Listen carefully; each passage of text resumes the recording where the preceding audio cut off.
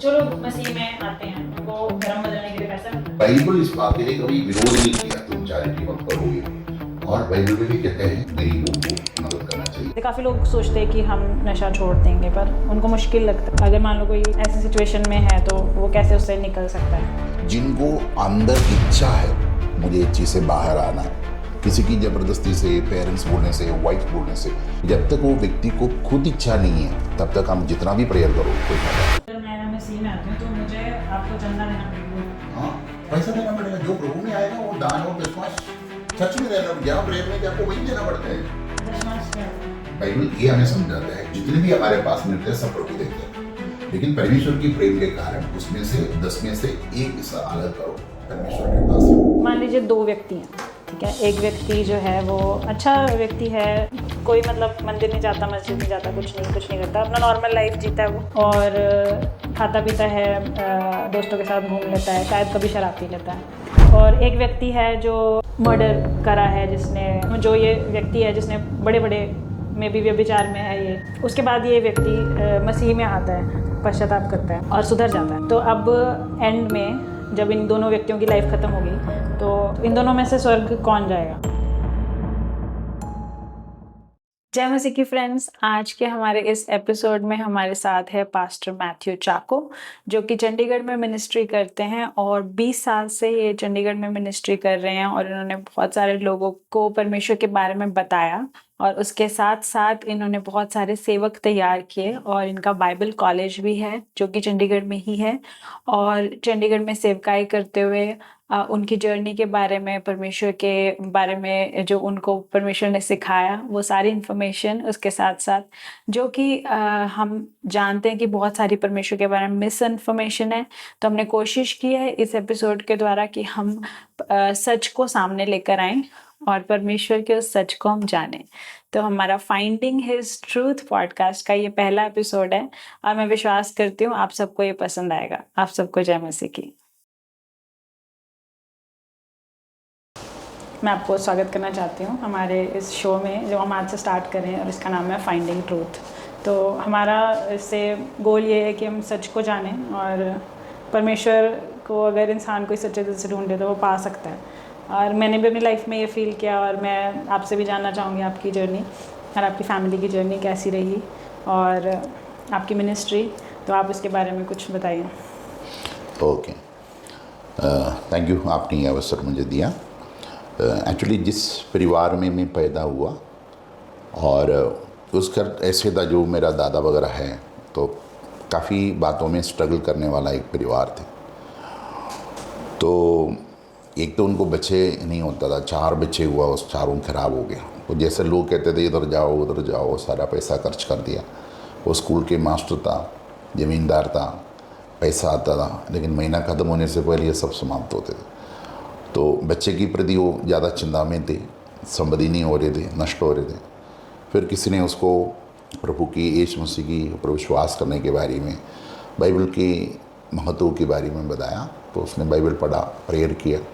तो उसके बाद उनको जो कामयाब जो बेटा मिला है वो मेरा पापा है। और ऐसे कर पे मेरा पालन पोषण हुआ। वैसे मेरे दादा को परमेश्वर ने और भी बच्चे दिया, हमारे घर पे 8 बच्चे उनके घर पे हुआ। तो उस कारण दादा ने मेरे जो पिता और ब्रदर्स और सिस्टर्स है और हमें भी बड़ा स्ट्रिक्टली विश्वास का जीवन समझाया, बताया। धर्म कुछ भी नहीं है, विश्वास सबसे बड़ा है। तो उसके बाद जैसे हम उसी प्रकार जीवन जिया। और उसके बाद मैं जब दिल्ली आए, मेरे 20 साल की उम्र में मैं दिल्ली में आए। तो दिल्ली में आए 1-2 साल के बाद मैंने बहुत लोगों का ज़िंदगी देखा।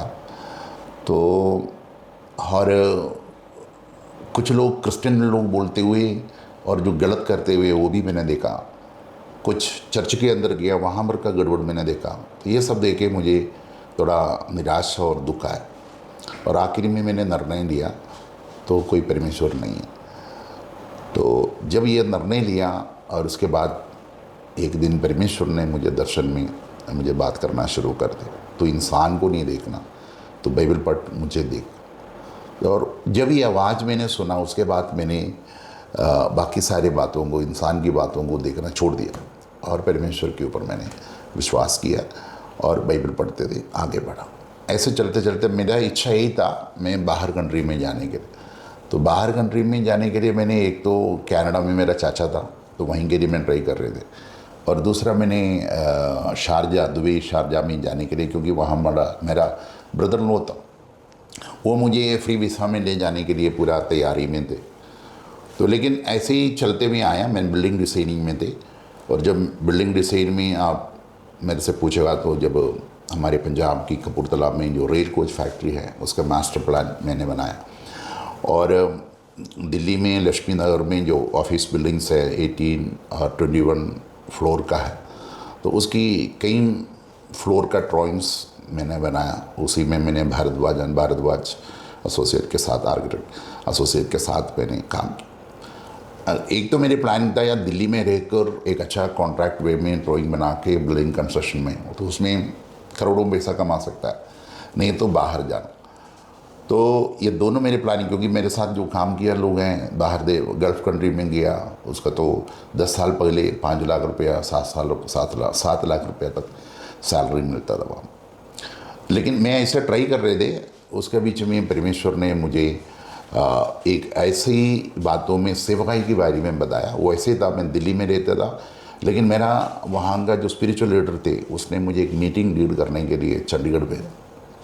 जब मैं चंडीगढ़ आया तब प्रभु ने मुझे बताया, तो तूने हिंदी लोगों के बीच में, हिंदी स्पीकिंग लोगों के बीच में तूने सेवा करना है, और उनके लिए तूने प्रेयर करना, उनकी मुश्किलों में तुम जाना है। तेरे परिवार को मैंने बचाया, तेरे घर को मैंने बचाया, और उसी प्रकार दुखी लोग बहुत है, दीन दुखी बहुत है, उनके लिए दुआ करो और काम छोड़ दो।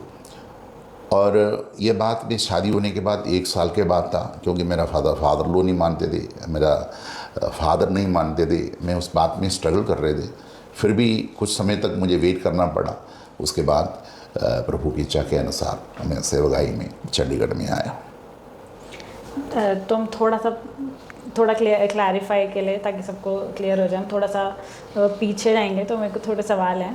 तो जब आप छोटे थे, मतलब क्योंकि आपका क्रिश्चियन फैमिली में ही परवरिश हुई, तो जब आप छोटे थे तो आपके पेरेंट्स ऐसा क्या करते थे?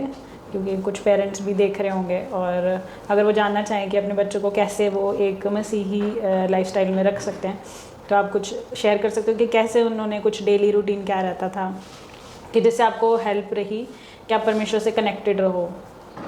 हाँ, तो जैसे मेरे फादर एक सिविल इंजीनियरिंग किया हुआ था, लेकिन जॉब तो ज़्यादा किया नहीं। उसके बाद फिर वो फार्मर में आए, तो और सुबह 5 बजे हमें उठाते थे, तो उसमें हमें बैठ के प्रेयर करना पड़ता। अगर नहीं उठते हैं हमारे ऊपर पानी डालते थे। तो ये स्ट्रिक्टली बात था। उसके बाद सोना नहीं देते थे, हमें एक्टिव रहना, और कुछ ना कुछ काम देते रहते थे। एक तो पढ़ाई के समय तो पढ़ाई है, बाकी समय पर कुछ ना कुछ, क्योंकि नारियल है, इमली है, गन्ना है और तिल है, बहुत कुछ खेतीबाड़ी के काम है, कुछ ना कुछ काम में पापा ने बिजी रखना हमें। कहते हैं उनका उद्देश्य यही था, हमें हमेशा एक्टिव रखना है, और आराम से चलना भी उनको पसंद नहीं लगता, बड़ा तेज़ी में चलना था, काम बड़ा तेज़ी में चलना, ये बड़ा स्ट्रिक्ट था मेरा फादर। तो ऐसे मैंने सीख लिया तेज़ी में कैसे काम करूं। और उसके बाद जब मेरे को छोटी उम्र से उसने कई बातों को अपनी बिज़नेस में, और उसके बाद फादर बिज़नेस में आया, और जब बिजनेसमैन बन गया मुझे भी पापा के साथ कई बातों में इन्वॉल्वमेंट लेना पड़ा।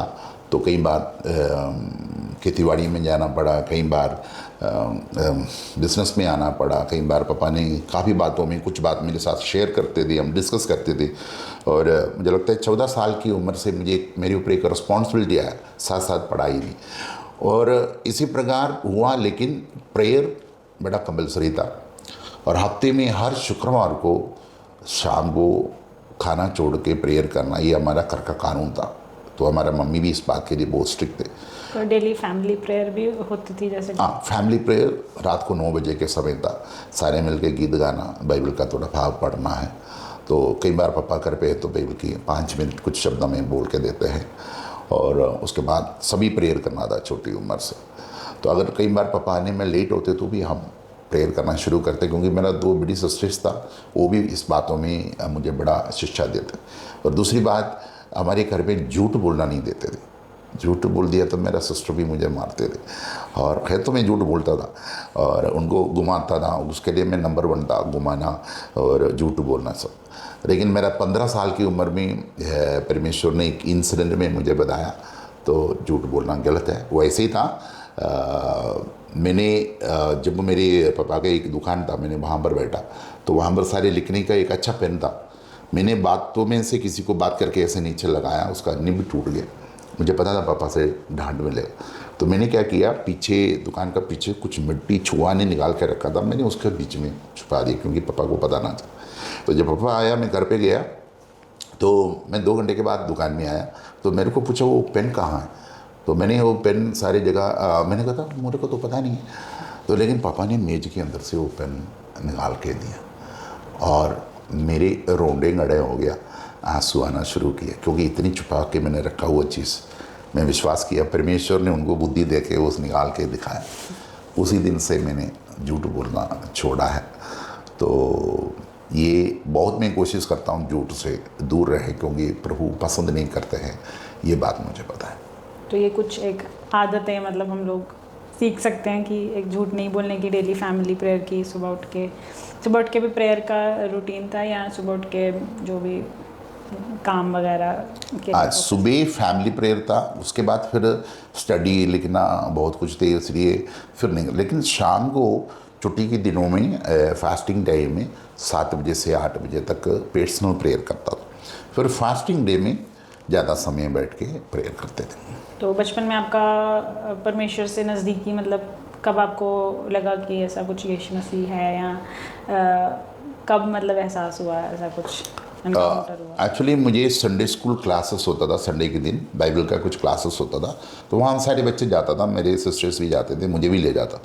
तो वहाँ पर जाके मैंने कुछ पढ़ा है, लेकिन मेरे मन में थोड़ा सा ये था यीशु मसीह है तो मुझे देखना है। तो मैंने प्रेयर किया, तो क्योंकि संडे स्कूल का टीचर्स भी बात किया प्रभु से प्रेयर कर, मैंने प्रभु से ये कहा यीशु मेरे को आपको देखना है। तो जब मैं 7 साल का था, मैंने यीशु मेरे पास आया, मेरे हाथ पकड़ रहा है, मैं यीशु के साथ चल रहा है, मेरे से बात कर रहा है, ये सब देखा। 2 बार मैंने देखा है, वो सुबह उठते हुए वो आनंद मेरे अंदर था। अभी भी वो दर्शन जो प्रभु ने मुझे दिखाया मेरे मन में है। तब से प्रभु के साथ मेरा एक लगन हुआ था।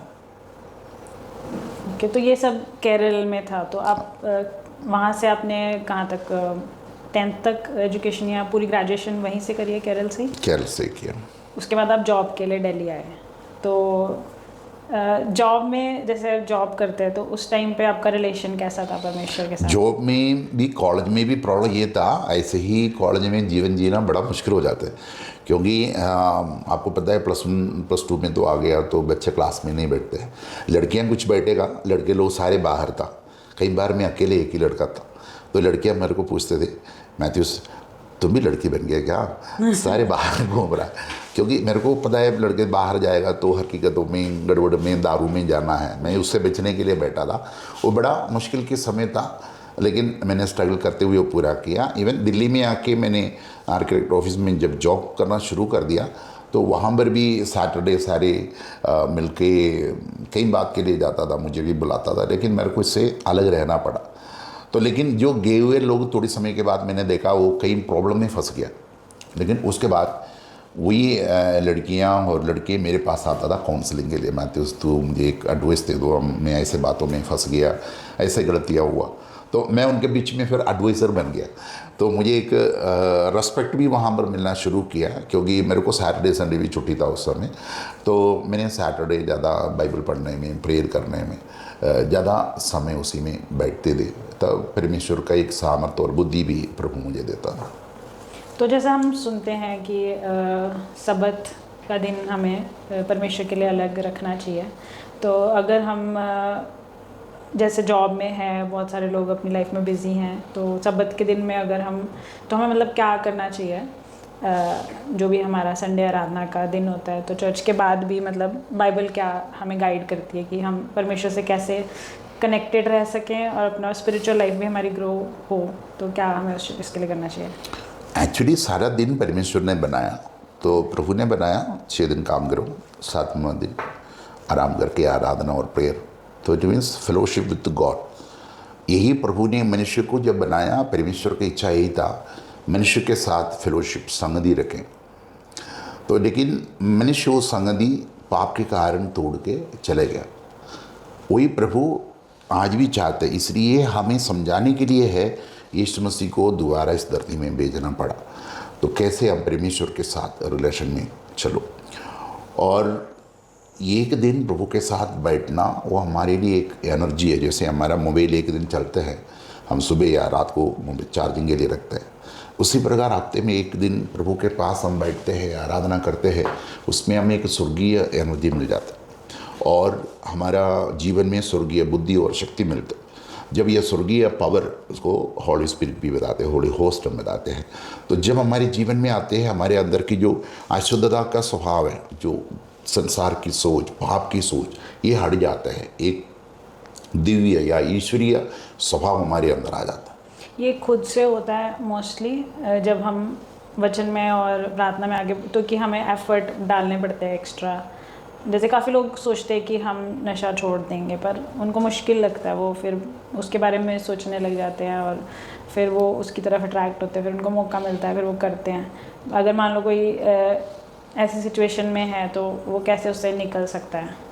एक्चुअली ये नशा वाले, दारू वाले, गलत काम करने वाले कई लोग मेरे पास भी आया है, तो मैंने काउंसलिंग भी किया, प्रेयर भी किया, लेकिन एक बात मैंने इससे सीखा, जिनको अंदर इच्छा है मुझे इस चीज़ से बाहर आना है, किसी की ज़बरदस्ती से, पेरेंट्स बोलने से, वाइफ बोलने से, कई जगह पर देखो वाइफ के कहने पे आते हैं, कई लोग पेरेंट्स को दिखाने के लिए आते हैं, लेकिन जब तक वो व्यक्ति को खुद इच्छा नहीं है तब तक हम जितना भी प्रेयर करो कोई फ़ायदा नहीं। और एक और चीज़ है जो सब लोग सोचते हैं कि जो क्रिश्चियंस हैं, अगर हम ओवरऑल वर्ल्ड वाइड बात करें तो क्रिश्चियंस शराब पीते हैं, तो पर कई जगह पे हम सुनते हैं कि क्रिश्चियंस को शराब नहीं पीनी चाहिए, मतलब मसीही लोगों को शराब नहीं पीनी चाहिए। तो इसमें क्या मतलब, क्या सच्चाई है, मतलब हमें करना क्या चाहिए? और क्योंकि अगर हम यहूदी लोगों का जीवन देखेंगे तो वो शराब पीते हैं यहूदी लोग, और तो मतलब सही तरीका क्या है, परमेश्वर हमसे क्या चाहता है? एक्चुअली बाइबल में स्पष्ट इस बात को लिखा है, दारू पीने वाला परमेश्वर का राज्य में प्रवेश नहीं करे। तो बाइबल इस बात के लिए खिलाफ है। और दूसरी बात, धर्म और यीशु मसीह पे विश्वास में बहुत फर्क है। धर्म तो कई धर्म हम देखते हैं, सारा धर्म एक किताब रखा है, एक कानून रखा है, तो उस धर्म के अनुसार क्रिया काम करो तो धर्म में हो जाएगा। लेकिन यीशु मसीह में परमेश्वर के साथ हमारा फेलोशिप, वो ये धरती में एक पाप रहित जीवन जीने के लिए। दूसरा, हम मर गया तो हमें अनंत काल की जीवन परमेश्वर के साथ स्वर्ग राज। तो इसलिए यीशु ने कहा, मैं जाएंगे तेरे लिए जगह तैयार करके आएंगे, और ये वहाँ पर प्रवेश करना है तो हमें ये सब छोड़ना पड़ेगा। ये मतलब नहीं है अगर हम मसीह में पैदा हुआ, हम दारू पिए, संसार की बात काम करें तो हमें स्वर्ग कभी नहीं मिलेगा।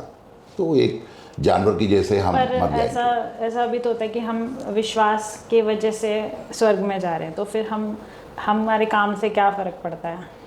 कैसे काम किया आप सोच रहे हो? मतलब अगर मान लो कि कोई व्यक्ति विश्वास करता है यीशु मसीह पे, और उसने बपतिस्मा पाया है और वो वचन पढ़ता है, सब कुछ करता है, और वो शराब भी पीता है, तो वो अब स्वर्ग नहीं जा सकता? हाँ, पक्का नहीं जा सकता। तो मतलब हमारे खुद के काम इम्पोर्टेंट क्यों है? मतलब नहीं, सहायता करना, हेल्प करना वो अलग बात है। तो जैसे दूसरा, हमारा जो शरीर है परमेश्वर की मंदिर है, उसको हम नशा, दारू, व्यभिचार, इसी प्रकार की बातों से हम खराब करते हो, ये परमेश्वर की मंदिर को हम नष्ट कर रहे हैं। क्योंकि पवित्र आत्मा हमारी जीवन में काम करता है, हमारे शरीर में बात काम करते हैं, तो उस शरीर को ऐसे अशुद्धि में नष्ट करना पाप है। ठीक है, तो जैसे कोई व्यक्ति, पापी व्यक्ति जो इस तरह के काम करता है, वो अगर अब मान लो कि वो चाहता है कि वो सब छोड़े, तो उसे क्या करना चाहिए? मतलब उसका क्या रास्ता है? तो क्या परमेश्वर उसको माफ़ कर देगा, और क्या तरीका है इस चीज़ के लिए? अगर ऐसे कोई व्यक्ति मेरे पास आएगा तो हम सबसे पहले तो आपको एक रास्ता है इससे बाहर आने के लिए। वही क्वेश्चन मैंने पहले बताया था, उनको इच्छा होना चाहिए, किसी की फोर्स के ऊपर आ गया तो फायदा नहीं, उनको पता होना चाहिए मैं जो कर रहा गलत है। देखो जहाँ पर भी हम जाएंगे लोग दोस्ती के लिए दारू पीते हैं, है ना, गलत बातें बोलते, ये सब कुछ है। तो लेकिन मैं जो कर रहा है गलत है, ये आकाश और धरती बनाया परमेश्वर इस चीज़ को पसंद नहीं करते। तो ये बात को जानना समझना वो है मन फिराव की बात हम कहते हैं। तो इन पापों की उत्तर हमें मिलने के लिए है प्रभु यीशु धरती पे आया, हमारे लिए, हमारे पाप के लिए बलि हुआ। तो ये बात हमने विश्वास कर। तो एक बात और आप बताएगा, तो जैसे हम कई धर्म में ले लो, इवन दूसरे धर्म में भी हम देखेगा तो वहाँ पर भी एक बलि होता है, उसमें एक है होम बलि होते हैं, पाप बलि होते हैं। ये पाप बलि क्या होते हैं, और जब एक बकरी को लेके आएगा, नहीं तो कोई मुर्गी लेके आया, कुछ लोग सुअर लेके आएंगे, तो वहाँ पर एक पंडित या पुजारी या पुरोहित क्या करते हो, और जब वो लेके आते हैं उनके सिर के ऊपर हाथ रख के कहते हैं इनका पाप, उसने जो चोरी किया, व्यभिचार किया, सारा पाप मैंने ये जानवर के ऊपर डाल रहा है। उसके बाद उसका गर्दन काट रहा है, उसका खून बहा रहा है, और उसके बाद उसकी मांस खा रहा है। यही है हर जगह हो रहा। लेकिन यही बात है जब परमेश्वर ने यह बात बंद कर दिया, ये बात, क्योंकि इसी से पाप बढ़ रहे थे।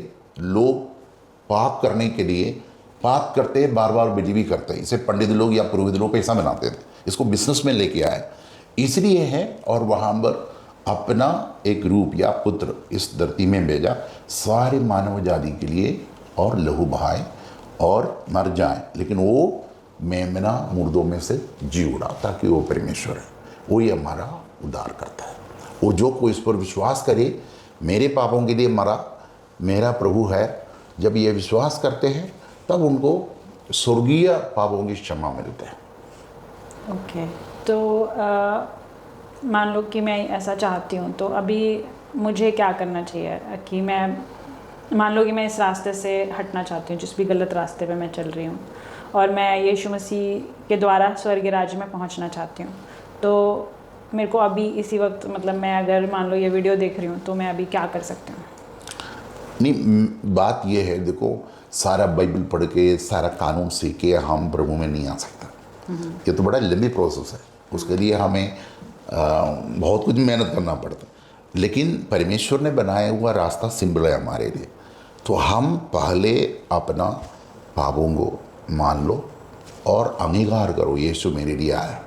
उसके बाद परमेश्वर ने इस धरती में भेजा हुआ पवित्र आत्मा है, वो पवित्र आत्मा हमें पाप से निरुद्ध करते हैं, दूर करके रखते हैं, और हमारी सोचों को, विचारों को, कामों को सब हमें बता के देते हैं। वही पाप के बिना जीने की शक्ति हमें देते हैं। यीशु के आगमन तक धरती में 70 और 80 साल तक हो, और जीने की शक्ति हमें देते हैं।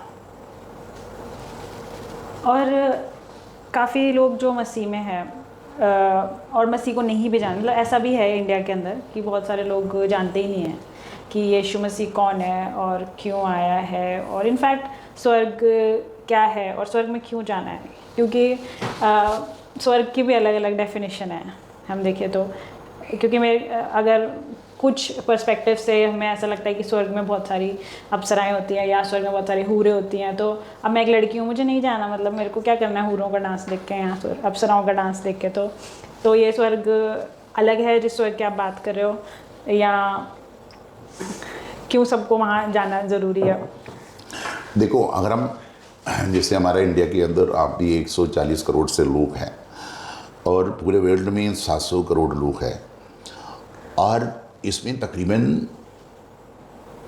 मुझे लगता है 95% भी ईश्वर को प्रति एक भक्ति, एक आराधना उनके अंदर है। नास्तिक लोग बहुत कम हैं, फिर भी है। सब एक ईश्वर की प्रति भक्ति में ही कोई भी आराधना के स्थान जाता है। तो जब हमने हमारा इंडिया के अंदर ऐसे, जैसे आपने इंडिया के बारे में बोला, तो इंडिया के अंदर अभी भी कई लोगों को पूछेगा तो जैसे यीशु मसीह के बारे में हम बोलेगा तो तुरंत लोग बोलेंगे ये अंग्रेजी धर्म है। और जब ये जैसे हम देखेगा तो जो हमारा भारत देश है, ये भारत देश के अंदर भी भारतवासी जो कहते हैं, काफ़ी लोग बाहर देश से आए हुए लोग हैं। जैसे आर्य लोग आया, डच लोग आया, पोर्चुगीज साइड, इंग्लिश लोग आए थे, और उसके बाद हम देखेगा तो चाइना के लोग भी इधर आया हुआ है, और कोरियंस इधर आया हुआ है। कुछ तो आसाम साइड, नागालैंड साइड हम देखेगा तो उसका शेप अलग है। और साउथ साइड में हम देखेगा तो बाहर देश से, जैसे सीरिया से, लेबनान से लोग आया हुआ है समुद्र के द्वारा। गोवा साइड में देखेगा तो एंग्लिकन लोग वहाँ पर थे। और तो ये अलग अलग, वो मुझे लगता है साउथ अमेरिका से भी समुद्र के द्वारा आए हुआ लोग हैं। तो इसी प्रकार हमारे भारत देश में कई प्रकार का लोग, तो लेकिन उससे पहले भी कुछ सबसे पहले आया, उनको हम आदिवासी बताते हैं, सबसे पहले आया हुआ है तो सीनियर्स हुई है सबसे पहले आया। लेकिन जब सीनियर्स था वो ज़्यादा प्रकृति शक्ति को आराधना करते थे, जैसे हवा हो गया, आग हो गया, मेघ हो, आकाश हो गया, इसलिए हम भगवान शब्द भी उसी में से आते हैं, आग, पानी, ये सब शब्दों में से आते हैं। और उसके बाद जब बाहर से देश आया तो वो है गुरु का जो शिक्षा लेके आया, गुरु का बिना गिद्धि नहीं है। ये ग्रीक साम्राज्य से आया हुआ है, ग्रीक फिलोसफी है। जैसे आपने प्लेटो, अरिस्टोटल, इसकी फिलोसफी में गुरु का बिना गिद्धि नहीं है।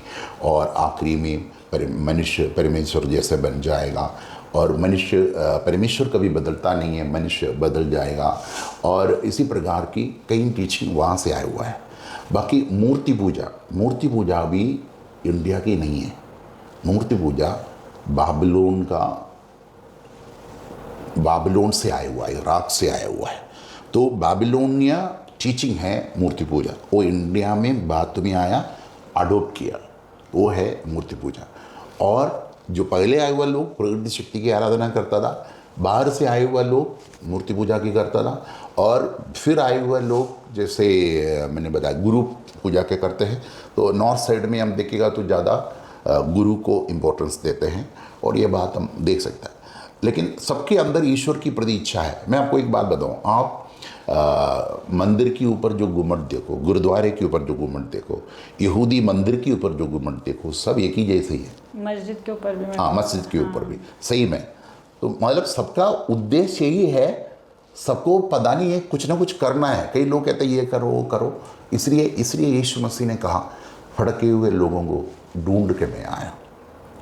तो अभी मतलब हमें कैसे पता चलेगा कि ये ही सही है, यही रास्ता सही है? मतलब कैसे हम इसको वेरीफाई कर सकते हैं? ओके, तो यीशु ने एक संदेश बताया स्वर्ग जाने से पहले। यीशु अपने काम किया तुम जाके सारे दुनिया के लोगों को, इट मीन्स हर भाषा, हर गोत्र और हर समाज के लोगों को तू कहे यीशु है, आपके लिए अपना जीवन बलिदान किया, पापों की मुक्ति के लिए एक रास्ता है।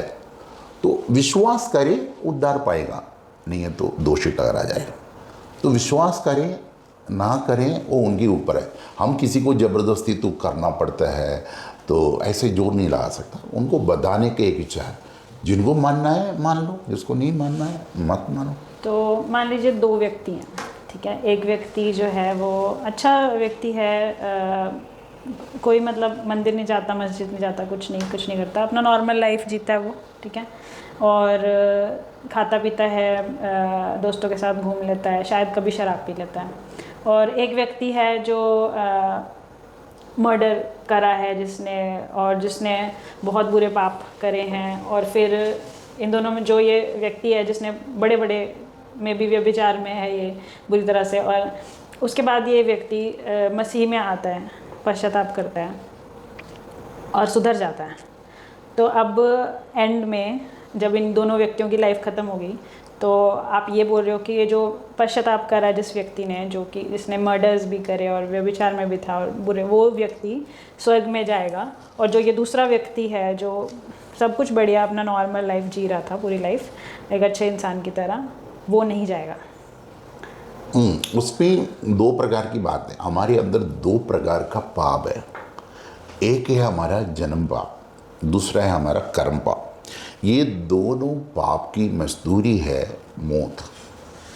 इस मौत से हमें बचाने के लिए है यीशु आया। पर मतलब यीशु मसीह आया, पर अभी भी तो लोग मरते ही हैं। नहीं, मृत्यु मीन्स मैं शारीरिक मृत्यु की बात नहीं कर रहा हूँ, मैं थोड़ा कंप्लीट कर दूँ। और तो ये आत्मिक मृत्यु, हमें दो जन्म है, एक हमारा शरीर की जन्म, दूसरा हमारा आत्मा का जन्म। जब आत्मा वापस जाएंगे तब हम कहते हैं उसको मृत्यु हुआ। और यहाँ पर तो ये जो व्यक्ति के जो दोनों के बारे में आपने कहा, तो ये दोनों पाप, एक पाप उसका अंदर बाई बर्थ से हुआ, वो आदम वाटिका में आदम हवा से हुआ। ये अब हम दोषी नहीं है उसके लिए, इसलिए हमारे अंदर ये पाप करने की एक इच्छा है। जैसे छोटे बच्चे हैं, रसोई में जाएंगे, चीनी खाएंगे, मुंह में सारा चीनी होगा, 2-3 साल का होगा, हम उनको पूछेंगे तो चीनी खाया? नहीं। कौन सिखाया उसको? मम्मी ने तो नहीं सिखाया, पापा ने नहीं सिखाया, लेकिन उनके अंदर झूठ बोलने का एक इच्छा है।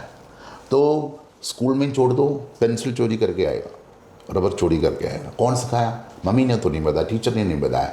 उनके खून के अंदर पाप की स्वभाव है। इसको बोलते हैं जन्म स्वभाव। जैसे सांप की गले में बाई बर्थ विष मिलता है, उसी प्रकार। और तो यही बात है। तो हमें ये जो पाप की स्वभाव, मृत्यु की स्वभाव है हमारे अंदर। और दूसरा, हम जन्म होने के बाद हमने किया हुआ पाप, जो भी जैसे आपने पहले बताया, व्यभिचार हो, दारू हो, संसार की बात हो, हत्या करना हो, ये सब ये कर्म पाप है। तो ये दोनों पापों के लिए, मुक्ति के लिए हमने यीशु के पास रो रो के पश्चाताप करके प्रेयर करना।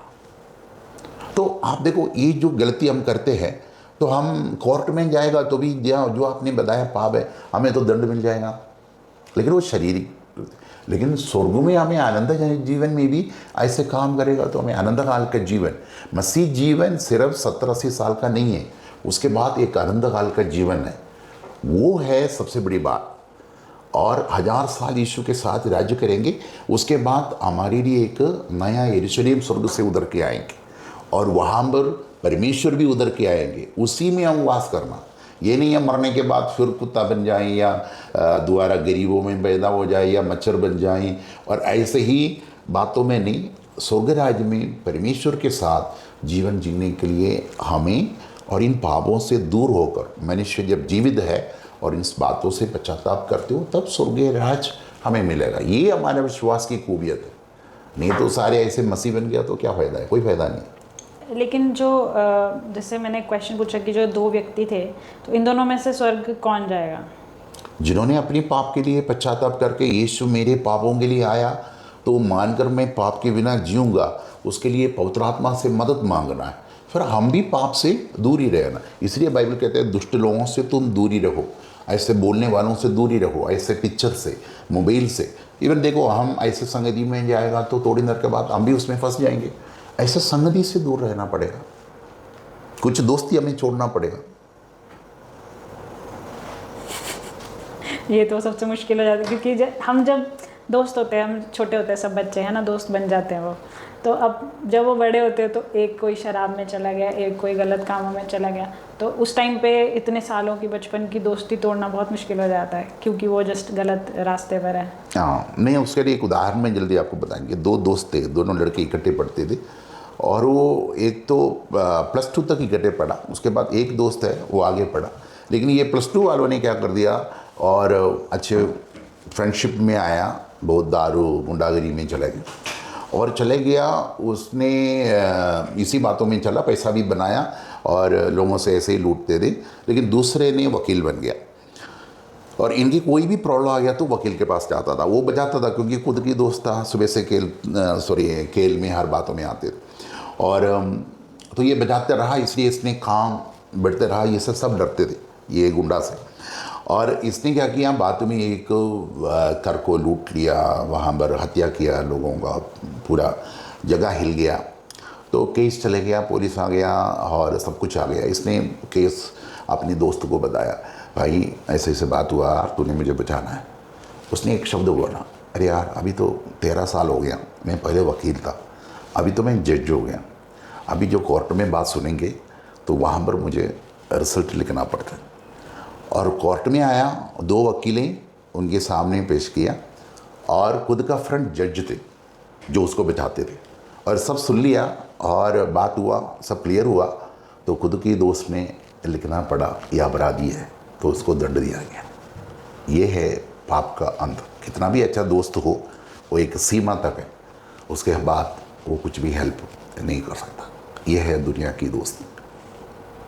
तो अभी तक मुझे जितना समझ में आया वो ये है कि अगर कोई भी व्यक्ति, चाहे वो कितना भी भटका हुआ हो, चाहे वो कितना बड़ा पापी हो, तो यीशु मसीह उसको फिर भी स्वर्ग का अधिकारी बना सकता है अगर वो पश्चाताप करता है और अपनी गलतियों की माफ़ी मांगता है और बोलता है कि आगे से वो ये चीज़ें नहीं करेगा, और यीशु मसीह और पवित्र आत्मा से हेल्प मांगता है कि वो उस चीज़ करने में उसकी मदद करे और विश्वास करता है, तो यीशु मसीह उसके जीवन को बदल सकता है। और जितने भी उसने अभी तक पाप किए, हो सकता है उसको बाय लॉ तो सज़ा मिलेगी अगर उसने कुछ ऐसे बड़े अपराध किए हैं, लेकिन अगर बाय लॉ उसको मिलेगी, लेकिन स्वर्ग में हो सकता है कि उसके सारे पापों को माफ़ कर दिया जाए और उसके बाद उसको कोई सज़ा नहीं मिलेगी उन चीज़ों के लिए स्वर्ग में। हाँ, अगर यीशु ने एक व्यक्ति का पापों को माफ़ी दिया, अगर वो पवित्रताई की जीवन जी रहे हैं, तो स्वर्ग में उसको माफ़ी तो मिलेगा, लेकिन हो सकता है धरती में कुछ समय तक उसको स्ट्रगल करना होगा। तो अगर केस है, कुछ समय शायद जेल में जाना होगा, ऐसे ही खतरा किया। अगर किसी को ऐसे धोखा दिया हुआ बात है, शारीरिक पीड़ा में, कुछ बीमारी में, कुछ समय तो उसको निकलना पड़ेगा, लेकिन स्वर्ग उनको आज़ादी दे देंगे इस बात के लिए। तो जो व्यक्ति मान लो कि पाप में नहीं पड़े हैं, तो उनके लिए भी, उनके जो आदम और हवा के जो उनको जन्म से पाप मिले हैं, तो उसके लिए भी वो स्वर्ग के अधिकारी नहीं होते उस पाप की वजह से। तो उनके लिए भी यही एक रास्ता है अगर उनको स्वर्ग राज्य में पहुंचना है, कि वो उसके लिए पश्चाताप करें, जो उनका पाप का स्वभाव है। जैसे आपने इसमें बताते, कई लोग कहते हैं मैंने कोई पाप नहीं किया, फिर सबका क्या ज़रूरत है। तो जो पाप नहीं किया और इसलिए वो सोचते जैसे दान पुण्य ये सब करी और मुझे कैसे बात हुई, वहाँ पर एक जन्म वाली बात आए, जन्म पाप की बात आए। सबके अंदर पाप की स्वभाव है, सबने उस पाप के अधीन में हैं, और तो उसी में से हमें छुटकारा सबसे पहले प्राप्त करना है। और जैसे मैंने आपको एक शब्द में बताएगा, तो जैसे आपकी शादी हुआ, तो सबसे पहले पॉइंट ये है, आप अपने हस्बैंड के साथ एक तन मन होना। जैसे हम चुन्नी बांधते हैं, हाथ पकड़ते हैं, it means we are the part of the family life, हम एक तन है, और ये है सबसे बड़ी रिश्ता। उसके बाद अपने हस्बैंड की कई अधिकार आपके पास आ जाते हैं, तो एक पावर आपके पास आ जाता है। क्यों? आपने एक कवनेंट, एक वाजा बांधा, मैं आपके साथ रहूँगी, आपको छोड़ के जाऊँगी नहीं और आपके अधीन में रहूँगी। जब आपने ये डिसीजन लिया, पति की प्रॉपर्टी का, पैसा का, गाड़ी का, कोई भी चीज़ पूछेंगे आप बोलेंगे ये में हमारे है। तो ये बोलने का हक कैसे मिला? आपने एक पैसा भी नहीं दिया, लेकिन पति के साथ एक वाचा बांधा। तो द सेम वे, जब सबसे पहले परमेश्वर के साथ हमने वाचा बांधना, उनका दुल्हन बनना है, उसके बाद है ये सब। अगर सोचो, तो बोलने में गलत नहीं समझ रहा, अगर आप शादी नहीं किया, जो काम अभी आप कर रहे हैं उनके घर पे जाके आप कर सकता है, बर्तन मान सकता है, खाना बना सकता है ना, और वहाँ पर उनको और भी कई बातों में साथ दे सकता है, उनके साथ घूम सकता है। क्या आप उसके पत्नी बन जाएगी? सैलरी मिलेगी मुझे लगता है। यही फर्क है। ये है जो पुण्य काम जैसे हम करने से, ये है रिलेशनशिप टू गॉड। ये सबसे पहले परमेश्वर के साथ रिश्ता जोड़ना, और उसके अलावा ये सब करेगा तो नौकर है, वो तो सैलरी मिलेगा, लेकिन पत्नी नहीं बन सकता, लेकिन अधिकार नहीं मिलेगा। अधिकार नहीं मिलेगा। ये है जो लोग आजकल कर रहा है, यही बात है। यही बात है, सबसे पहले जैसे मैंने किसी को भी प्रभु के बारे में पूछेगा, तो सबसे पहले यही पूछेंगे, what is the relationship with God? आपका रिश्ता परमेश्वर के साथ क्या है? परमेश्वर के साथ हम कैसे रिश्ता बना सकते हैं, वही है। और हम प्रभु से रिश्ता कैसे बनाए, रिश्ता कैसे हमने तोड़ दिया, ये है वहाँ का आंसर। ये है, सबसे पहले मनुष्य को प्रभु ने बनाया, उसने पाप करके प्रभु की बातों को उल्लंघन करके बाहर चले, उनका बच्चे अब तो हमने मानना है हमारे पूर्व लोग ऐसे पाप के आपको छोड़ के चले गए। तो इसका भी फर्क पड़ता है अगर मेरे पूर्वजों ने क्योंकि मुझे तो पता नहीं, हो सकता है 10 साल पहले या 10 जनरेशन्स पहले मेरे किसी पूर्वज ने किसी को मारा हो, हू नोस, या कोई लड़ाई हो रही हो तो वहाँ उन्होंने कुछ मारा हो, या लड़ाई में जो लोग वो जैसे आर्मी में है तो उसका भी कोई पाप होता है? मतलब जो आर्मी वाला बात अलग है, बाकी अपनी सेल्फ बात के लिए जो करते हैं उसको पाप नहीं मानते जो आर्मी वाले करते हैं अगर, तो यानी आर्मी वाला है, कई बार पुलिस वाला है, उसको तो लाठी मारना पड़ते हैं, ये तो कानून के लिए वो कर रहा है, अपने लिए नहीं कर रहे हैं। आर्मी वाला इंडिया राज्य के लिए कर रहा है, अपना जीवन दे रहा है, तो उनको तो सेफ्टी के लिए कर रहा है, वो बात तो उनका अपने के लिए नहीं है। लेकिन हमारा व्यक्तिगत का जीवन में किसी की ज़मीन लेने के लिए, किसी की पैसा लेने के लिए, सोना लेने के लिए हम करते हैं, वही है प्रॉब्लम। तो परमेश्वर हमें हमारे मोटिव को जज करता है हाँ, कि हमने अगर कुछ गलती करी तो हमारा मोटिवेशन क्या था उसका, किस लिए किया है, वो सबसे बड़ी बात है। मतलब अच्छी बात है, क्योंकि ये कई बार ये लोग ऐसा पत्थर की लकीर मानते हैं कि अगर ये है तो गलत ही है ये चीज़। पर मोटिवेशन, जैसे कि मान लो कि कोई व्यक्ति अगर किसी पब में जाता है तो सब बोलते हैं कि हाँ ये गलत काम करने ही क्या होगा। हो सकता है कि वो वहाँ पे किसी को बचाने के लिए या कुछ और काम से गया हो, या फिर जैसे कि हम होशिया की पुस्तक में देखते हैं कि वो एक ऐसी जगह पर गया जो अच्छी जगह नहीं थी, पर वो एक उद्देश्य से गया था वहाँ परमेश्वर की इच्छा के अनुसार। तो कई बार जाना पड़ता है। कभी आपको परमेश्वर ने कुछ ऐसा ऑड काम करने को बोला वैसे ऑफ ट्रैक? मेरे को ऐसे तो बात को याद नहीं आ रहा है, लेकिन मैं जब दिल्ली में थी और मैं ड्यूटी के पास, उस समय मेरे पास एक हीरो साइकिल था और मैं ड्यूटी के बाद घर जा रहे थे, तो मेरे मन में बोल रहे थे घर नहीं जाना, फिलाना घर जाओ।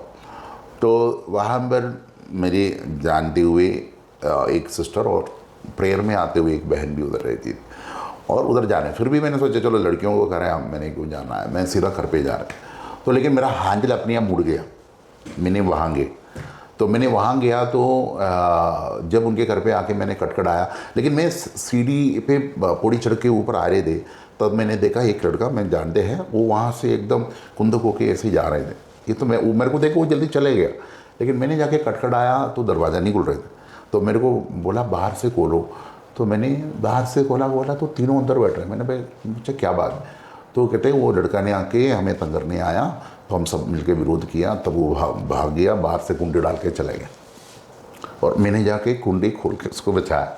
तो अगर उस बच्चों को बचाने के लिए मैं उस वक्त नहीं आया तो शायद वहाँ पर और प्रॉब्लम क्रिएट हो जाता। तो वैसे ही एक बात हुआ अनुभव, ये उस समय मैं 25 साल के थे, तो अभी तो 60 साल का हो गया, तो जवान होते थे, उस समय मेरा शादी भी नहीं हुआ था। और ये ऐसे एक बात प्रभु ने उनको ऐसे हालत से बचाने के लिए किया। ये तो ऐसे दूसरे कुछ बात तो मेरे को याद ही नहीं आ रहा।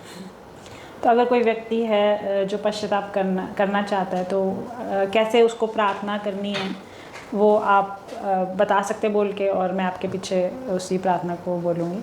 हाँ, तो जैसे प्रभु यीशु मैं जानता हूँ और आप मेरे लिए मारा गया, मेरा प्रभु है, और मैंने और मेरे पूर्वजों ने पाप किए, पाप करके आपसे दूर चले गया, और मुझे वापस आप अपना संतान बनाए, मेरे पापों को क्षमा कर आप मेरे जीवन में आए। मैं विश्वास करता हूँ आप मेरे लिए सूली पर अपना लहू बहाया और अपनी लहू से मुझे शुद्ध कर कर अपना बेटी बनाए, अपना बेटा बनाए। जब हम पश्चाताप करके प्रेयर करते हैं और तब प्रभु हमारा जीवन में आते हैं। जैसे उसका एक उदाहरण है, यीशु ने कहा उठाओ पुत्र की बारी में, सब कुछ नष्ट करके चला गया, लेकिन उसने वापस आया अपनी बाप के घर पे। वहाँ कोई क्वेश्चन नहीं था, आंसर नहीं था। जब बेटा आया, पिता के गला मिलाया, दोनों का रोना है, तो एक्सेप्ट किया उधर। तो वही दिल परमेश्वर के अंदर अभी भी है, क्योंकि स्वर्ग हमारे लिए तैयार है हमें स्वीकार करने के लिए। बहुत जगह प्रभु तैयार करके रखा है, लेकिन लोग दुनिया पे जा रहा है, दुनियादारी में जा रहा है। उसके बाद शैतान ने अपने एक राज्य बना के रखा है, उसी में जाने के लिए सोच में, लेकिन उसी से हमें बचाने के लिए, इसलिए कहते हैं अंधकार से, नाश से, नरक से, हे प्रभु मुझे बचाए, मुझे स्वर्ग राज दे, मुझे आपका बेटा बनाए, मेरे पापों को क्षमा कर, मेरा शरीर आपकी मंदिर है, आपकी पवित्र आत्मा मेरे शरीर में आए। जैसे आप प्रेयर करेगा, परमेश्वर आपको आशीष करना शुरू करेंगे। हमारे कुछ बर्निंग क्वेश्चंस हैं जो लोग अक्सर पूछते हैं, तो आप बताना चाहेंगे कि जो लोग मसीह में आते हैं उनको धर्म बदलने के लिए पैसा मिलता है? तो आजकल ये क्वेश्चन बहुत चलते हैं, पैसा बहुत आते हैं, धर्म करने के लिए मिलते हैं, तो इसलिए हमारा इंडिया गवर्नमेंट ने FCR तक बंद कर दिया कई लोगों का।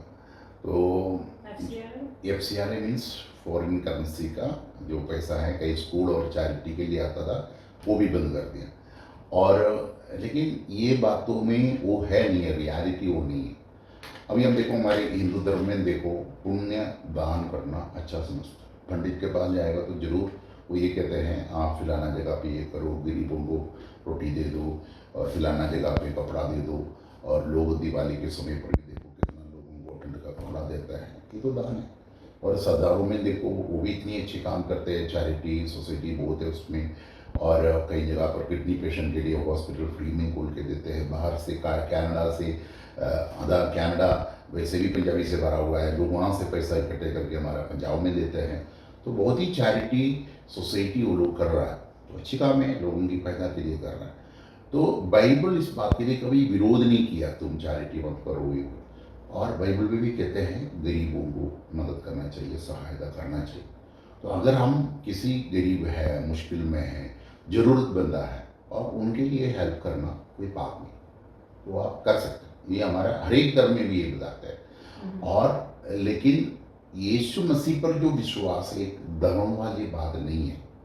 मैंने जो पहले बताया वो धर्म की शिक्षा है। और बाकी परमेश्वर के साथ हम रिश्ते होकर, जैसे मेरे एक भाई है या बहन है या मेरा दोस्त है या मेरा पड़ोसी है, वो मुश्किल में है, अगर उनको बच्चे को पढ़ाने में, अगर उनको थोड़ा भूखे है, अगर उनको थोड़ा खाना देने में मैंने मदद किया, उसमें पाप नहीं है। हाँ, मैं उनको कहता है मैं तेरे को 2 दिन का खाना दूंगा, तू मसीह बन जाओ, तेरे बच्चे को पढ़ाएंगे, तू मसीह बन जाओ, ये गलत है, ये नहीं कर सकता। और ऐसे करने से कोई मसीह बनता भी नहीं, यही बात। और अगर बनना भी मान लो उसने वो पैसे ले लिए तो वो वापस भी अपने रास्ते जा सकता है। तो मतलब कोई ऐसा करता है आपके नॉलेज में, कभी कोई ऐसा है कि किसी ने धर्म बदलने के पैसे दिए हों? धर्म बदलने के लिए कितना पैसा दे सकता है, कितना पैसा दे सकता है? अगर एक व्यक्ति की पूरी जरूरत तो कोई भी धर्म ऐसे पूरा नहीं कर सकता। और धर्म में भी पैसा कहाँ से आते हैं? जो लोग हैं वहाँ दान या चंदा डालते हैं, उसी से ही उड़ा के देना पड़ेगा। देखो कई लोग कहते हैं बाहर से बहुत पैसा आता है। मैंने बाहर 4-5 कंट्री में भी घूम गया है, मैंने देखा वहाँ लोग सुबह 6 बजे से एक्टिव है, सड़क तो ब्लॉक है वहाँ पर। क्यों? मैंने भी मेरे दोस्तों से पूछी 6 बजे लोग कहाँ जाते हैं यार, तो वहाँ 7 बजे से पहले चलना पड़ेगा, नहीं तो पैसा काटेगा। तो मैंने दुबई में गया, वहाँ तो 7:30-8 बजे ब्रेकफास्ट खत्म हो जाता है, 1 बजे लंच खत्म होता है। लोग, मैंने कुछ इतना जल्दी क्यों होता है, 5 बजे से फैक्ट्री शुरू हो जाता है या ऑफिस शुरू हो जाता है। तो लोग इतनी मेहनत करते हैं पैसा के लिए, सुबह दौड़ते हैं। वो लोग कई बार दूसरे के लिए, हेल्प के लिए कुछ करते हैं, उनको पास पैसा ज़्यादा होने के कारण नहीं है, वो उनका एक सॉफ्ट कॉर्नर है उनके अंदर, गरीबों की प्रति वो कर रहे होगा। अगर वो किसी सहायक जरूरतमंदा के लिए करना पाप है, मैं नहीं बोल सकता। वो तो उनको प्रभु ने दिया हुआ इच्छा होगा, उनकी इच्छा होगा। तो मतलब धर्म बदलने के लिए कोई आपको पैसा नहीं मिलेगा? धर्म बदलने के लिए ऐसे एक सिस्टम नहीं है। देखो मैं एक बात बताऊँ, जैसे मैं क्लियरली आपको शुरू में एक बात बताया, मैं चंडीगढ़ आया, हमारे पास या कोई सोसाइटी, कोई संस्था, कोई धर्म मेरे को 5 पैसा भी नहीं दे रहे थे। मेरे पास जो विश्वासी आते थे उनकी चंदा से हमें चलना पड़ता था, हमें प्रॉपर फूड भी नहीं मिलते थे उस समय। मतलब कि अगर मैं मसीह में आती हूँ तो मुझे आपको चंदा देना पड़ेगा उल्टा? हाँ, मतलब मेरे को पैसा देना पड़ेगा? पैसा देना पड़ेगा। जो प्रभु में आएगा वो दान और दशमांश चर्च में देना, जहाँ प्रेयर में जाते वहीं देना पड़ता है। दशमांश क्या होता है? दशमांश जो बाइबल के अनुसार एक व्यक्ति, बाइबल ये हमें समझाता है जितने भी हमारे पास मिलते हैं सब प्रभु देते हैं, लेकिन परमेश्वर की प्रेम के कारण उसमें से 10 में से 1 हिस्सा अलग करो, परमेश्वर के पास रखो। मतलब 10%? 10% वो प्रभु के काम की। मतलब अगर कोई मसीही क्रिश्चियन व्यक्ति है और उसकी 25,000 तनख्वाह है, तो उसने 2500 रुपये दान करना है चर्च में। हाँ, तो ये तो उल्टा पैसा देना पड़ेगा मतलब? हाँ, बाइबल यही बताते। ये कई लोगों को पता नहीं है, लोग सोच रहे बाहर से पैसा, बाहर भी कहाँ से आते हैं लोग सारे, तो मेहनत करते उसी का एक दान देते, जैसे हमारे इधर भी मंदिर में देते। मैंने अमृतसर गुरुद्वारे में गया, मैंने देखा वहाँ लोग सोना डाला है, डॉलर डाला है, बड़े बड़े नोट वहाँ पर गुरुद्वारे में। ऐसा मतलब बाइबल में लिखा है या ये कोई चर्च का रूल है कि दशमांश देना पड़ता है? ये कोई इंसान की रूल नहीं है। सबसे पहले अब्राहम, याकूब इत्यादि लोग, उनका जीवन का एक भाग परमेश्वर के लिए वो अलग रखता था, वो प्रभु के काम के लिए या वहाँ पर सेवक लोग ही इस्तेमाल करता था। तो नहीं तो आप भी उन्नति भी नहीं होते। हमें हर चीज़ की, जैसे स्कूल है, टीचर की ज़रूरत, तो टीचर को हम कहते हैं तू अपनी कर अपने पैसे से आओ, पढ़ाओ, जाओ, बोलेगा तो बेचारा अपने परिवार को कैसे चलाएंगे। अगर एक चर्च है या एक स्पिरिचुअल जगह है, जैसे सोचो पंडित हो, गुरुद्वारा में हो, मस्जिद में हो, जहाँ पर भी हो, तो वहाँ का क्रिया करने के लिए एक व्यक्ति उधर है तो उनका भी खर्चा होता है, तो उनको तो और उसी से चलना चाहिए। अगर कोई भी देखने के लिए नहीं है तो जितना भी पुलिसमैन है, जितने भी मंत्री हैं, वो भी यहाँ आजकल अपना सैलरी लेते हैं, तो नहीं तो करेगा कौन। तो स्पिरिचुअल बातों में आगे बढ़ोतरी नहीं होगा, सब समाप्त हो जाएगी। और अगर मान लो कोई व्यक्ति मेरे को मिलता है, वो मुझे बोलता है कि अगर तुम अपना धर्म बदल लेते हो तो मैं तुम्हें महीने का 1000 रुपये दूंगा, तो मेरे को क्या करना चाहिए धर्म बदलने के लिए? हाँ। नहीं, धर्म बदलने के लिए हजारों में कौन आता है, तो वैसे भी 50,000 में भी कौन आता है। मान लो मुझे महीने का 1000 देगा तो मैं सोचूंगी कि ठीक है, इसको दिखाने के लिए मैं ऐसा कर बोल देती हूँ।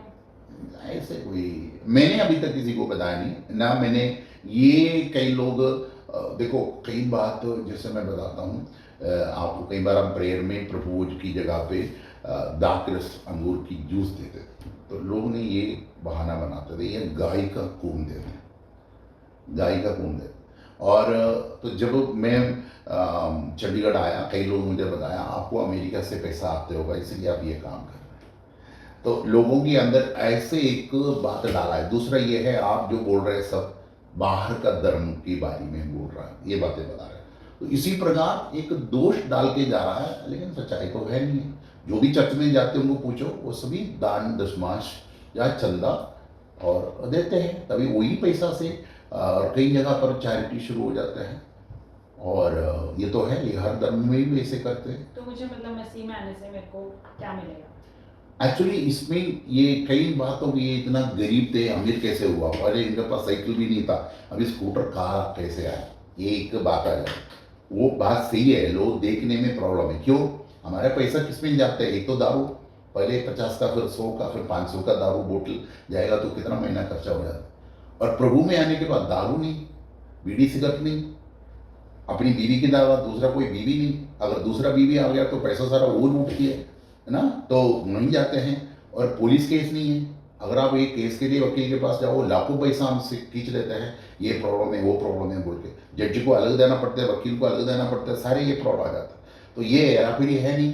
पुलिस तो हमें पता है, एक ही बात के लिए जब वहाँ पर कितनी प्रॉब्लम हो जाती है, कितना पैसा वहाँ लूटता है। ये सब टेबल के नीचे जाने वाला बहुत कुछ चीज़ है, तो हम तो 2 नंबर के पैसा किसी को देता नहीं। तो इसी सारे बातों से पैसा बिक जाते हैं। बच्चे दारू नहीं पीते, बाप नहीं पीते हैं, फिर चलते हैं थोड़ा खाना अच्छा चलता है और क्या, और दूसरा कपड़े अच्छे डालते हैं, फिर अपनी गाड़ी लेते हैं, मकान बना। जब लोग देखते हैं यार ये तो मकान अच्छा बना रहा है, गाड़ी अच्छा लगा रहा है, इनके कपड़े देखो, ये सब चर्च से मिल रहे होगा, उनका ये सोच। हाँ, मैं एक बात बताऊँ, जैसे मेरे हमारे उधर से नदी के अंदर और तो कई लोग आते हैं, उनसे मैंने सेकंड हैंड कपड़े इकट्ठे किया है, 1-2 बार किया। तो उनसे करके मैंने बोला, जो कॉलोनी में रहते बच्चे, कई लोगों को मैंने जाते देखा कपड़े नहीं है, क्योंकि शहर में रहने वाला कपड़े अच्छा डालते। और जब कुछ बच्चे का छोटा होते हैं, कुछ बच्चे के अच्छे महंगे महंगे लोग होंगे, वो भी छोटे होते हैं, वही उठा के मैंने कॉलोनी में, गाँव में दिया है। वो तो सोने की बराबर वो समझते हैं, तो उनकी खुशी मैंने देखा। वो एक अच्छा काम है समझते हैं, उसमें कौन सा पुण्य काम तो नहीं समझते हैं, वो एक हेल्प है। जैसे कई जगह पर देखो, पानी गर्मी के समय पर पानी रखते हैं, प्यास वाला है उसको पानी रखते हैं, अच्छी बात है। और कई जगह पर मैंने देखा, हॉस्पिटल के बाहर गुरुद्वारा से खाना आते, फ्री में देते, चाय देते सुबह 6 बजे, हाँ अच्छी बात है। तो ये काम करना कोई पाप नहीं है, वो तो करने दो, लेकिन परमेश्वर के साथ रिश्ता, बात वही बात मैं पहले आपको बताया, आपने शादी किया अपनी पति के साथ कसम करके और रिश्ता बन के जाना, वो अलग है, नौकरानी बनना अलग है। आपने ये भी बताया कि शादी के बाद अधिकार मिलते हैं, तो मसीह में आने के बाद अधिकार मिलते हैं, तो किस तरह के अधिकार? एक तो हमारा, हाँ, जो पहले बातों में हमने बताया, इसमें एक तो बीमारी की चंगाई हमें मिलते हैं, और जो कई बीमारी हमारे अंदर आ जाता है नॉर्मली, उसी के पीछे और दवाई और पैसा, MRI ये सब आ गया तो कितना पैसा हमारा चलेगा, ये सब बच जाते हैं। वो भी पैसा जाने के रास्ता सारे बंद होता है, तब बरकत आता है। बाकी लोग ही कमाते हैं, लेकिन उसका सारी इसी में खर्चा होता है। और एक मिनट, आपको क्वेश्चन क्या था? कि क्या अधिकार हमें मिलते हाँ, हैं। स्वर्ग से एक तो ये बीमारी के ऊपर हमें चंगाई मिलती है। फिर ये है कई लोगों को रात को सपना में आके कई शक्तियाँ तंग करते हैं, सपना देख के डर जाते हैं, कई घर पे सोना मुश्किल हो जाता है, इसी प्रकार की मुश्किल वो हमसे दूर हो जाती है, शांति से हम सो सकते हैं। फिर ये है और कई इंसान हैं वो अपना तरीका से हमें धमकी देने के लिए, बांधने के लिए, किसी पर बड़ा हमारा काम ना हो जाए और इसी प्रकार की बात लेके आते हैं। लेकिन स्वर्ग हमारे साथ होने के कारण ऐसे बातों में अब दबानी पड़ेगी। कुछ निशान तो कई बार हमें पता चलेगा लेकिन हम उसके ऊपर जी पाएंगे। जैसे मतलब कोई जादू टोना करता है हम पे, या आप फिजिकली अटैक करने की कोशिश करते हैं, मतलब कैसे हो रहा है? कई जगह पर फिजिकली भी कई शक्तियाँ अटैक करते हैं और कई जगह पर मैंने देखा खून डाल के रखा है, वाला हुआ अंडा डाल के रखा है, धागा बांध के रखा है। एक बार मैं किसी के लिए प्रेयर कर रहे थे, उल्टी करना शुरू हो गया। मैंने देखा वो उल्टी में धागा बांध बांध के उसमें रखा था और तब से वो कैंसर से कमरे था। जब वो निकल गया उसकी कैंसर ठीक हो गया। कैंसर ठीक हो गया। हाँ, तो इसका कुछ रिपोर्ट वगैरह भी है? ये 28 साल पहले के बात है। जम्मू में है जो भी। हाँ, तो वो जो व्यक्ति है अभी भी जीवित है, जम्मू में है। उनको बच्चे भी नहीं होता था, उनके बाद 2 बच्चे भी हैं, तो परिवार बच गया। उनकी भाभी है, सेम प्रॉब्लम है, वो मर गई। ये स्कूल चलाता था, इनको स्कूल को रोकने के लिए किया था, उनकी भाभी मर गई। इसको भी सेम बात हुआ, तभी मेरे पास आया। जब हम प्रेयर कर रहे थे उल्टी किया सारे करके, लोग ने देखा। तो फिर हमने उसके लिए आप कुछ एक्स्ट्रा फीस भी लेते हो चंगा करने के लिए, या? देखो, प्रभु के काम के लिए कोई फीस नहीं, क्योंकि इसका जो कीमत है यीशु ने चुकाया। यीशु ने अपने जीवन दिया अपने लोगों को। हम इसके ऊपर कोई भी कीमत नहीं कर सकते, ये सेवा है और ये हम सब कुछ फ्री में करना पड़ेगा। अगर इसके लिए कोई फीस मांगते हो, अगर इतना पैसा देना है वो पाप है, वो बाइबल के खिलाफ है। तो अगर कोई व्यक्ति बोलता है कि आप मेरे पास चंगाई लो, और आजकल चर्च का लाइसेंस भी दे रहे हैं कुछ मिनिस्ट्रीज, तो ऐसे ये सब अगर कोई कर रहा है तो वो फ्रॉड है, किस तरह से गलत कैसे लाइसेंस की बात कर रहे हैं? कि फ्रेंचाइजी होती है कि आप हमारे नाम से चर्च चलाओ और इतनी फीस दो, 2 लाख 3 लाख कुछ हमको फीस दो और हमारे नाम से ये चर्च चलाओ। नहीं, मेरा जानकारी में ऐसे कोई तो फीस लेके चर्च चलाने वाला है नहीं है।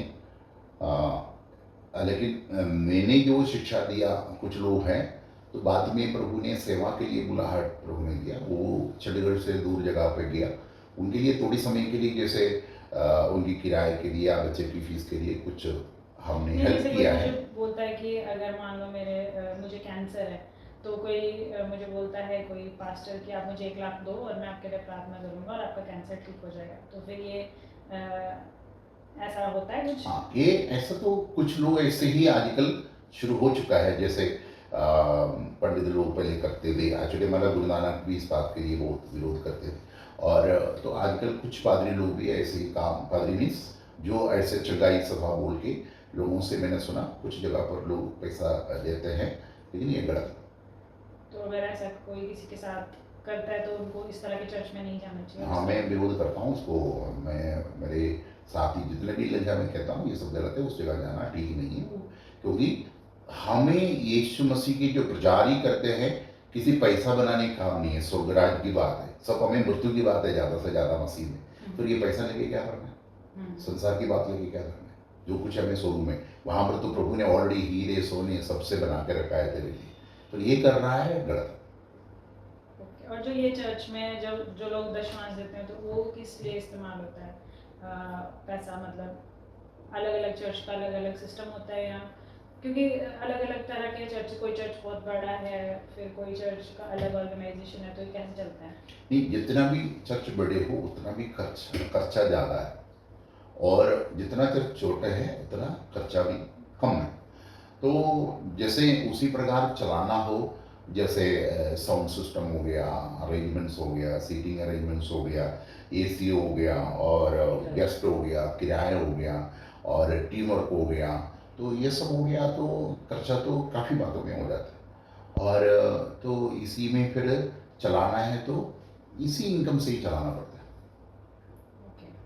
तो अगर कोई व्यक्ति आपसे कांटेक्ट करना चाहता है तो वो आपसे कैसे कांटेक्ट कर सकता है? मेरे से कांटेक्ट करना तो मेरा नंबर दे देगा तो कांटेक्ट हो जाएगा। ठीक है, तो हम स्क्रीन पे आपका नंबर डाल देंगे। हाँ, डाल सकते हैं। हाँ, कि अगर किसी को परमेश्वर के बारे में और जानना है, समझना है, ताकि वो आपसे कांटेक्ट कर सके। जरूर। ठीक है, तो हम लोग प्रार्थना के लिए जाते हैं कि अगर कोई व्यक्ति जिसने आज का मैसेज सुना और अगर उसे लगा कि यीशु मसीह उसके जीवन में वो ग्रहण करना चाहता है, तो किस तरह से प्रार्थना करे, तो वो आप हमें सिखाएं और हम प्रार्थना करते हैं। ठीक है, मैं आपको प्रेयर बता के दे देंगे, आप मेरे पीछे बोलना है, लेकिन प्रेयर के समय पे आप आगे नहीं बोलना, पूरा ध्यान प्रभु पे होना चाहिए। आपने मेरा पीछे पीछे बोल, ठीक है? और प्रभु यीशु, इस समय मैं आपके हजूरी में हूँ, मैं आपके हुजूरी में हूँ, मैं विश्वास करती हूँ मैं विश्वास करती हूँ आप मेरा प्रभु है, आप मेरे प्रभु हैं, मेरे पापों के लिए मेरे पापों के लिए आप सूली पर मरा, आप सूली पर मरे, मेरे लिए जीवन बलिदान किया, जीवन बलिदान किया, मेरे लिए तीसरे दिन तीसरे दिन मौत से जी उठा, मौत से जी उठे, 40 दिन 40 दिन धरती में और रहा, रहे, उसके बाद स्वर्ग में चले गया उसके बाद स्वर्ग में चले गए, और आप जल्दी वापस आने वाला है। और आप जल्दी वापस आने वाले हैं। और ये बात को और इस बात को मैं विश्वास करती हूँ।